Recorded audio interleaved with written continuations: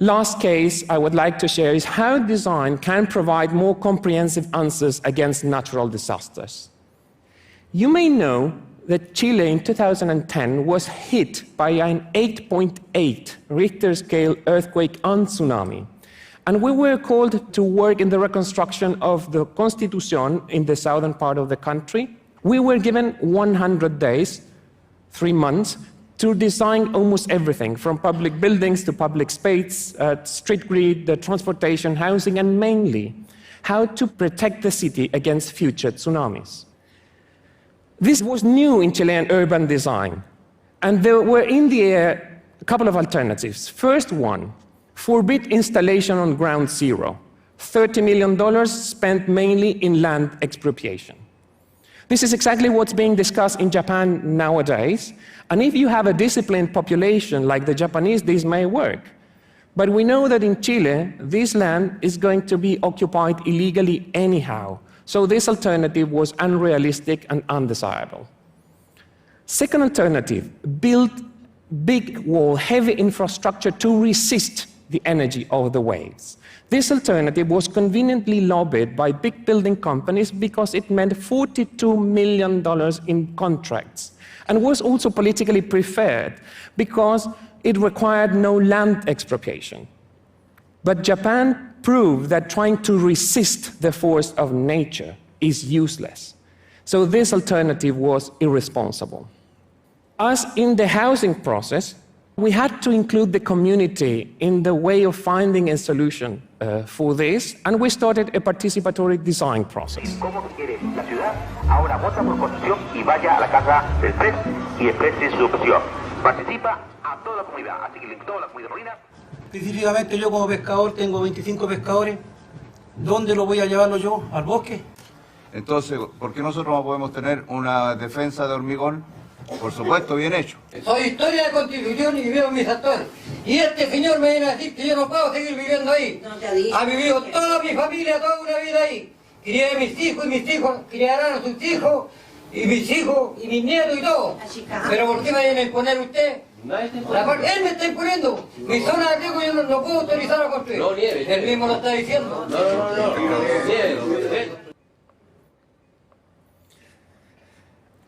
I don't know if you were able to read the subtitles, but you can tell from the body language that participatory design is not a hippie, romantic, let's all dream together about the future of the city kind of thing. It is actually not even with the families trying to find the right answer. It is mainly trying to identify with precision what is the right question. There's nothing worse than answering well the wrong question. So it was pretty obvious after this process that, well, we chicken out here and go away because it's too tense, or we go even farther in asking what else is bothering you, what other problems do you have, and you want us to take care now that the city will have to be think from scratch. And what they said was, look, fine to protect the city against future tsunamis, we really appreciate, but the next one is going to come in, 20 years? But every single year we have problems of flooding due to rain. In addition, we're in the middle of the forest region of the country, and our public space sucks.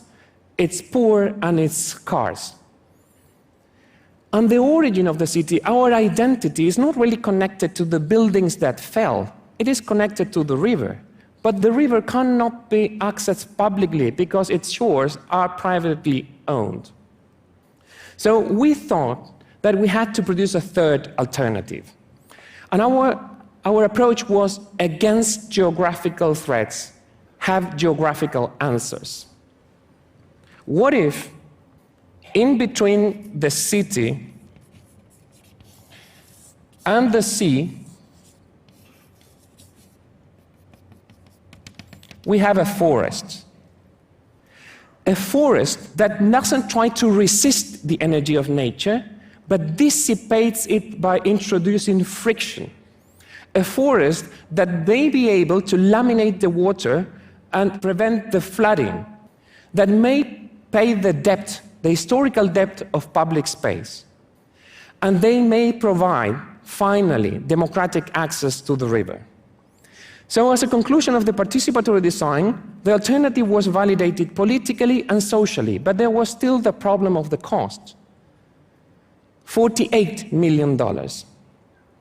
So what we did was a survey in the public investment system and found out that there were 3 ministries with 3 projects in the exact same place, not knowing of the existence of the other projects. The sum of them, $52 million. So design's power of synthesis is trying to make a more efficient use of the scarcest resource in cities, which is not money, but coordination. By doing so, we were able to save $4 million, and that is why the forest is today under construction. So, be it the force of self-construction, the force of common sense, or the force of nature, all these forces need to be translated into form. And what that form is modeling and shaping is not cement, bricks, or wood. It is life itself. Design's power of synthesis is just an attempt to put at the innermost core of architecture the force of life. Thank you so much.